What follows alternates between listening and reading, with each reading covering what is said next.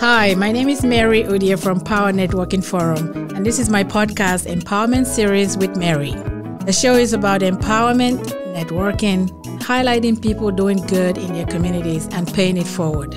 Join me every Tuesday, and please like, subscribe, and share. Let's get started. Welcome to another episode of Empowerment Series with Mary. Today I have a very special guest to speak to us about, number one, herself. She's such a powerful voice, and the things that she's done and where she's been and where she is today. And she's also going to speak to us about her organization that she's working for called Austin Street. So tell us about yourself. Oh my gosh. Hi, everybody. My name is Sonji Allen, and that is correct. I am the Assistant Director over Education and Employment, where my responsibility is to find our homeless clients employment, because that is what's going to end their homelessness, and also to educate them by short workshops to familiarize them, job vocation, and all of that good stuff. Awesome. We can't wait to get into all of that and speak to that. So about yourself, before we get into Austin Street, speak to us about yourself. How did you get to Austin Street? What brought you to Texas? We would love to hear your inspiring story, so that we can all learn and take some golden nuggets from the experiences that you've had, that to help us persevere and lead our own lives. Yeah, very important. Well, thank you very much. I keep forgetting me, to talk about me. So yes. I was born and raised in Omaha, Nebraska, and the opportunity came to come and, in Omaha, as a backstory, I worked for a very large furniture store and decided that they wanted to build here in Texas. And I agreed to come and leave Nebraska, freezing cold Nebraska, and rebuild my life here and start new adventures. And once things slowed down, the offer was back on the table to go back to Nebraska. And I said, no, the job market is open. Not realizing the job market is open, but the recruiting system is broken, and there is a difference. Wow. And so we got here to Dallas, and we went everywhere. South Padre Island. I mean, we were everywhere. Indoor skydiving, boating, you name it, sailing. And then things started to slow down at the furniture store. But that gave me the opportunity to go back to Omaha, Nebraska, or stay here to look for a job. And that's when the turn of events for my family and myself started to spiral out of my control. And I ended up unemployed for 1 year, a year. And then ended up at food pantries, and the systems that they have in place doesn't help the worker, it helps the homeless per se. But of course, networking, and in between that, I learned to be an entrepreneur in between my unemployment, building business, and it turned out to be businesses, and coupled with other women, powerful women, to build a business, and then found full-time employment, and I landed it at Austin Street Center.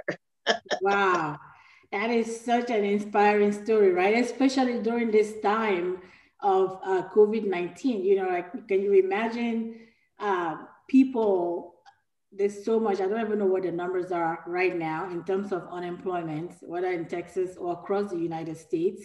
How is that, give us some insight as to what you've seen, how your organization is helping people that are going through that right now. Luckily you didn't end up in, being homeless. We thank God you were able to do something and build yourself up and landed another employment where you're thriving and doing great things. But with your, like they say, with that experience, how do you, give us some insight as to what you see now, what you see with the current environment. How are you able to help and mentor and support people through these difficult times that they're having? Yeah, thank you. Being able to have a support system of my own really taught me how to support. Yeah. And in doing that, like let's say Dallas Dress for Success. Dallas Dress for Success was able to reach into the core of me and find out who I am, not the recruiter that I am, not my past work experiences, but who am I as a woman, as a mom, and what makes me happy. And Yeah. once they start to dig into that core of who I am, that kind of support nurtured me back into the workforce, of course, and I ended up at Austin Street. And that experience helped me to nurture those who are in crisis. Exactly. So, yeah, so Austin Street is 37 years old, and it provides emergency shelter to meet the basic needs of the most vulnerable homeless, and that is men 45 and older, and Okay. women 18 and older. So Okay. when I got there, I immediately learned how in trouble we are if we are not treating our finances at a first priority, and if we're not financially healthy, if you will. Mhm. And there are millions of rent insecure residents here in Dallas alone, and the numbers continue to spike because of COVID. Um, so Wow. yeah, it's devastating the numbers that we see. I think another thing too is we should change the perspective, like the way we look at homeless people. Okay. Homeless people look like you and I. Yeah. We could shop, right next to each other at Target grabbing coffee, but not knowing you look exactly how you look, but you live in your car. So these Wow. people, yeah, they don't know how to find the resources. They don't know how to do anything because this is their first crisis. And we're all one crisis away from being homeless, because all it takes is a financial shift, whether that's a job loss, a divorce from, a significant other, or a breakup, Mhm. medical bills, anything that changes under that roof financially. And then, of course, you reach out to friends, you reach out to family, and those resources eventually run out, and you're in that homeless state. Exactly. Um, yeah, Yeah, so what you're telling us is homelessness is not just the people we see under the bridges. There are people that may even have jobs, yeah, right?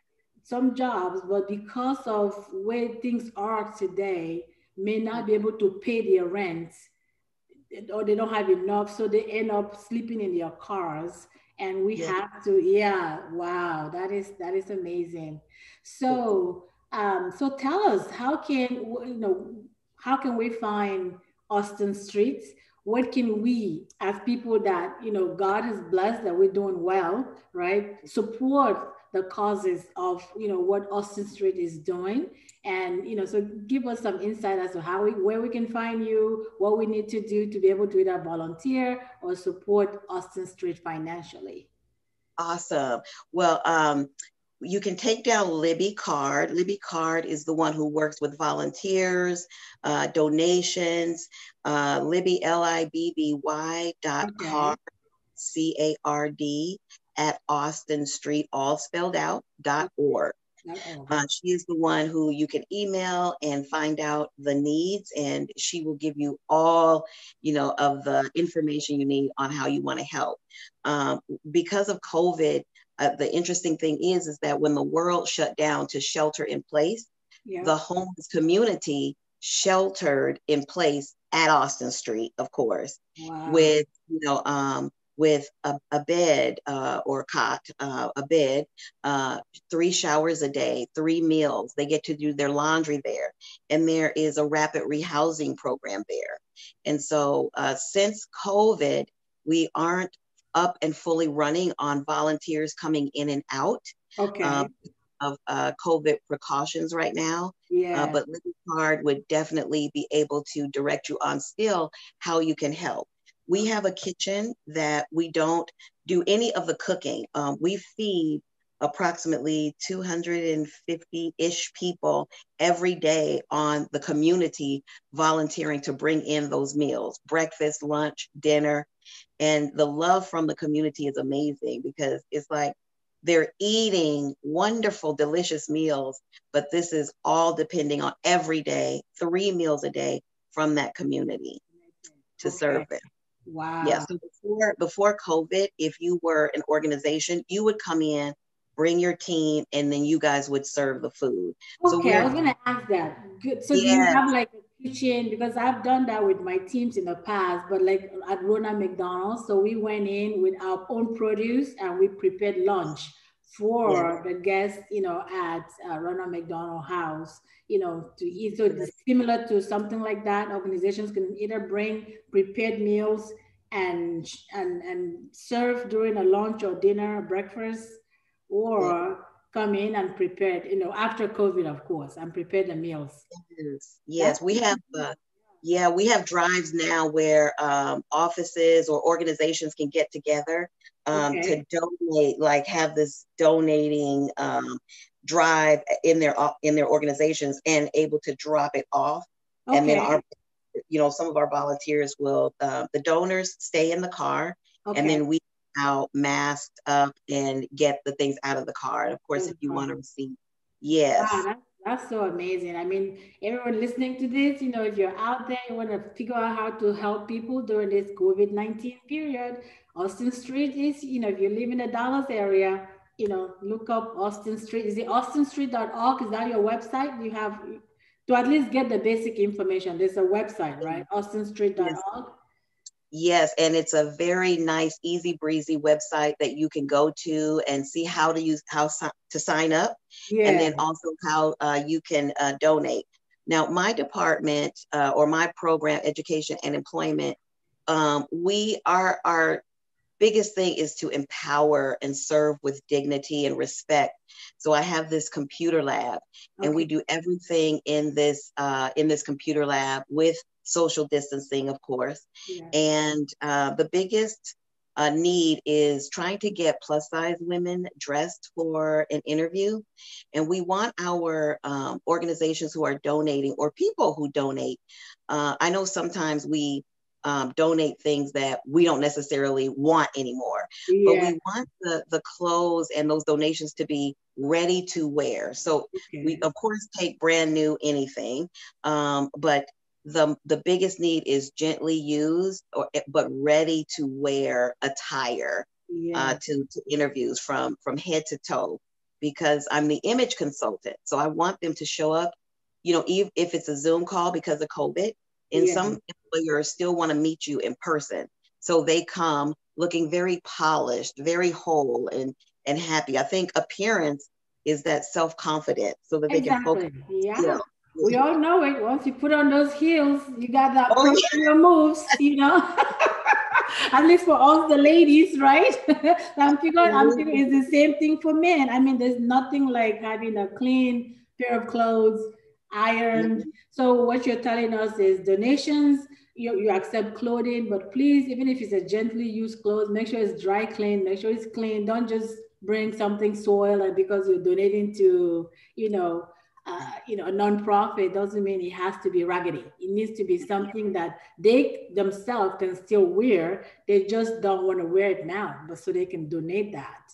Yeah. Exactly, ready to wear. I'm learning, our community has been so generous in making sure that when they donate, that this attire is really ready to go. I mean, for a person that has their own residence can go to the closet and just look through clothes all day.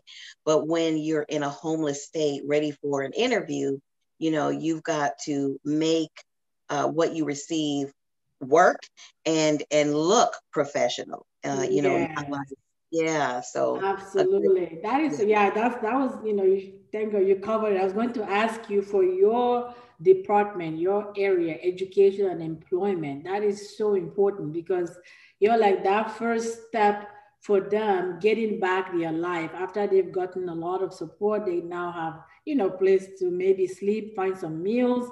They have to still be able to get on their feet. So your team handles that. You make sure that you do like, walk us through the steps that goes through in your computer lab. Do they come? You have resources that helps them with, maybe their resumes, what happens in a computer lab? Yeah, so once the client comes through the door, the intake specialist will learn what will end your homelessness. And when they say, that they are looking for work, they need a job, we hold an orientation for them, and not very overwhelming, but some of the things that we will do to help them pre-employment and post-employment. So if while we're looking for a job, we reassure them that they will be, they will have the transportation. We will help them get there so there are no barriers. We'll help them get dressed. Job location. When they come through the computer lab, sometimes the client doesn't know how to even use a mouse. So simple, basic one-on-one computer classes up to, intermediate, like maybe they need to just warm up. We do interviewing because interviews are always changing. You get interview questions. What's your spirit animal? To give us something you need to work on. So the interviewer have a gamut of questions, and so we go over that. We also practice on eye-to-eye contact. A homeless client, not all, but most. They don't want to look into your eyes as a regular conversation. So kind of building that confidence, shoulders back, chest out, chin up. You're still a valuable person. So even those basic body language skills, the confidence levels, they're not, they're looking over here, but they're talking to the interviewer. It's like, no, it's okay to look. But there are culture things too, culturally. Exactly. Yes, there's cultural things. And also, when people are going through, no matter how confident you are, right? Sometimes when you hit that tough time, it kind of eats away at your confidence. So Absolutely. regaining it is a process, because now you doubt yourself. Now you question your being. Now you question. So having someone to empower you and speak into life, what you need to speak into life for yourself is really essential. Yeah, and just getting them to be whole again and to feel like they really are important. And one of my computer lab slogans is, this is the room of magic and miracles. So when they come in, it's head down and shoulders folded over and they're looking sad. I don't know too much about these computers. And I'm like, that's how you came in. But when you leave, you're going to be so much better. And they have wind back in their sails, because I tell them that it's an honor to share space with you while you work up and out of this. Exactly. And I remember a quote from Dr. Lauren Freeman. She said, I don't see you as you are. I see you where you're going. And to say that back to somebody is pure magic. And they're like, really? And I'm like, yeah, you can't be this person going, elevating. You got to build this, and you're going to be just fine. And they're so excited to be, because, when you're in that homeless crisis state, the community really, people passing by, homeless people can sometimes be invisible, or they don't know what to do but to give money, and so just being able to handle that, like that's how they feel like they're looked at. But I make them feel in that computer lab that no, your skills have not gone anywhere. You've lost, material things, and you're going to regain that back even greater. But we're also going to work on your self-esteem and your whole person to get you to feel good. Yeah, exactly. I have this saying, that says, without the storms and the rain, right, life will cease to be. So without the challenges we face, we can never grow, right? We all face challenges of different, different kinds, right? But we have to grow from them. We don't allow them to bring us down. So being in a homeless state is not the end of your life, right? It's a challenge at a time, at a point in your life that the goal is for you to overcome that, so, Absolutely. and then you have the community, an organization like Austin Street doing great things to support people through making sure that that is not the end of them, that they have a path, a segue to grow and be better and do better things, as long as they have life, right? As long as we have life, there's hope for tomorrow. Yeah, So, and the interesting thing about Austin Street though is, while I am yet an employee, okay.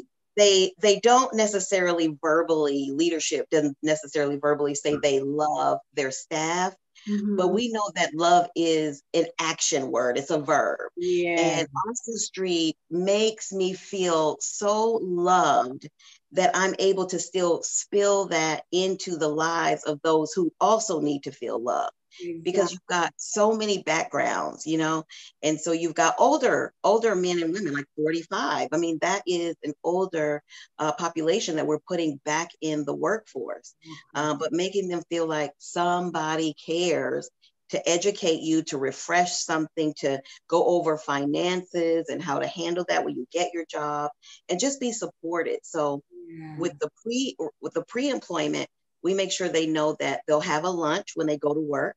Okay. They'll have dinner waiting when they get back, and they're able to come and go on that work schedule, and then be able to do their laundry, as they, on their off days. And so it's just such a privilege. And I make sure that the homeless community that we serve understand that it is a privilege to be working for them, right? Yeah. Because they are the boss of themselves. And I'm here to support them in that education and employment arena. So giving them the ownership to be the boss of themselves, like you said, Dr. Freeman, she's such a powerful lady. I hope to have her on this show one of these days. Yes.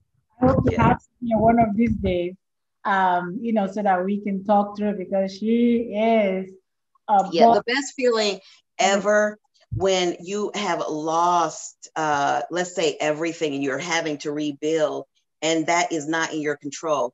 The best feeling ever is understanding that you do have some sense of control over your decisions to move forward or give up. And so the support that the clients have is, you got this, you can do this. And I feel like that's with us. We don't have to be in a homeless state to understand regular lives. I mean, we're successful and happy and provided for because our network has, put their arms around us, and to make sure that we're great every day, like, don't let your Exactly. There's that quote from, we in my African, we have a saying that says one tree does not make a forest, right? One tree does not make a forest. So that means we need all of us, whether right. you're homeless, whether you have a job, whether you're taking time in between, jobs, just to take time off just for yourself. Sometimes you can do that too, right? It's not necessarily you're unemployed, but sometimes there's some of us that are overworked, right? That it is a good thing to take time off, take a break, regroup, and then come back so that you can be that whole self, like you said. So, and then the other thing I think Hillary Clinton had in her book, it takes a village, right? So it takes a village, say similar, context. We all have to support one another.